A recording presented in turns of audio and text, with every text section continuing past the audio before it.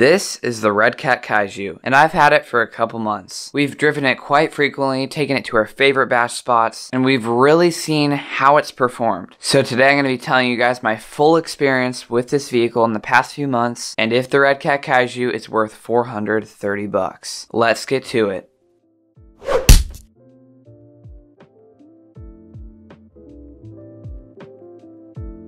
Alright guys, so like I said, I've owned the Kaiju for a couple months. I got it in late May and I ran it hard. I've been taking this thing off jumps in my backyard. I even took this to a skate park. So I really have experienced this vehicle to the fullest, and I now feel qualified to tell you how I truly feel about it. So first I'm going to give you guys my damage report. I'll tell you the strengths and weaknesses of this vehicle, and then at the end I'll tell you what I really think about the Redcat Kaiju. Alright, so first for the damage report. I've only really had a couple of things break, and they're kind of minor issues. I do have some breakages on the body, so I'll show you that.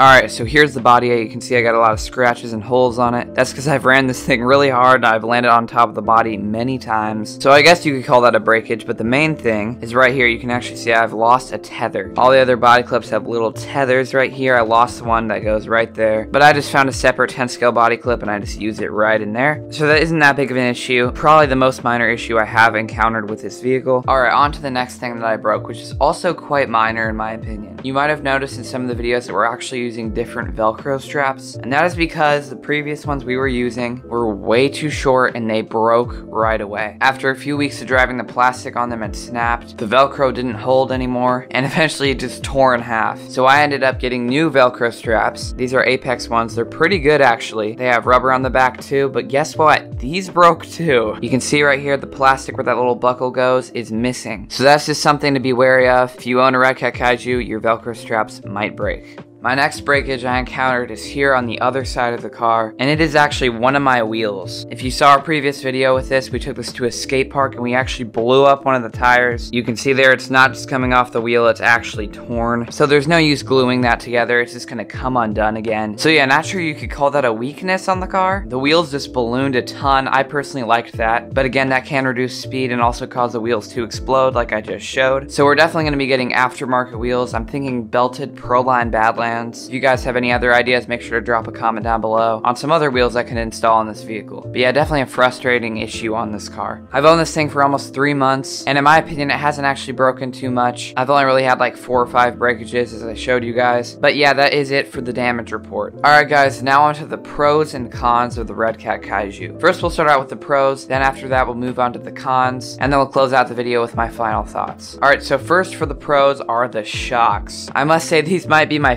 favorite thing about this vehicle. The travel is so nice. They haven't leaked a single drop of oil. After all my jumps and flips, they've held up great. So they're super nice. They have metal bodies. They're threaded. Like I said, oil filled. So very nice. Great for this car. Nothing's leaked out and they've held up great. Next up for the pros is the wheelie bar. This thing has gone through hell. I can't even tell you how many times I've landed this thing on pavement, grass, and dirt, and it has held up just fine. The durability of it really amazes me. The rubberized wheels are super nice, runs on great bearings in there. It's even got lights back there, and overall the design is just impeccable. So yeah, I don't think this thing ever is gonna break on me. It's super durable and probably one of my favorite parts on this car. Next up for the pros, we have the bumper right here. Very similar to the wheelie bar in that I've hit it a ton of times. It's held up just fine. It's super bendy and flexy. I placed this after the wheelie bar because personally I don't think this is actually as durable. If you look at all the plastic braces holding it together, they do look a little bit thinner and weaker, but still I haven't broken it yet, so I don't think I will in a very long time. Alright, so that's it for the main pros of this car. There are definitely a lot more, but I only wanted to touch on my main favorites. But now, onto the cons. Since this thing is a lot cheaper compared to other 6S vehicles, it's definitely going to have some flaws. And we're going to start out big with the first one, which is the servo. This thing has a horrible servo. I'm not going to beat around the bush. It's a cheap Amazon Hexfly servo. Claims to be 25 kilograms. I'd say it's more like 10 maybe. The truth is it would probably work better in a 10 scale vehicle, but since this thing is so large, has such big tires and wheels, it's going to be hard for the servo to steer with all those components. So not the best. You can see they probably wanted to keep the price down. The issue with Amazon servos is they can be really good sometimes or really bad, you just don't know. In the end, I can at least upgrade this, so I'll be fitting in one of my favorite servos, my Zosuke 35 kilogram one, and since that servo is meant for 6S, it's going to completely transform this vehicle. Next Next up for the cons, we have the drive shafts. Now these really aren't the worst thing ever, they're just simple dog bones. They are steel, but they can bend a little bit, which to me is quite annoying. I kind of wish they would have just gone with plastic drive shafts, but I know a lot of 6S cars don't do that, so I get why they put in dog bones. It makes sense. But the other issue I've encountered with these is the drive shafts pop out a lot. If you land on the side of the car, like on a wheel or something, these drive shafts are just gonna kick out, especially when I'm jumping this thing in my backyard and I land kind of a funny jump, especially when I'm doing jumps in my backyard with this and I jump and then I land kind of funny. The drive shaft will pop out, so that can get a little bit annoying. But in the end, as long as I can put it back, I suppose it is alright. And now for the final con. This one is probably fixable and I will figure it out soon, but it is the motor. It has had horrible overheating issues for me. I don't know why yet, but I'm probably going to be taking it apart soon and seeing if my gear mesh may be too tight. This car has always kind of made a high-pitched whine whenever it's driving, and if you guys didn't know, we actually hit 48 miles an hour on this. I think that may be a little bit too slow for the size and power this vehicle has, and I think it all lies in the gear mesh. But yeah, that's it for the cons. Not sure if that one really counts as a con, but it was just kind of a concern I have. So now let's put that body back on.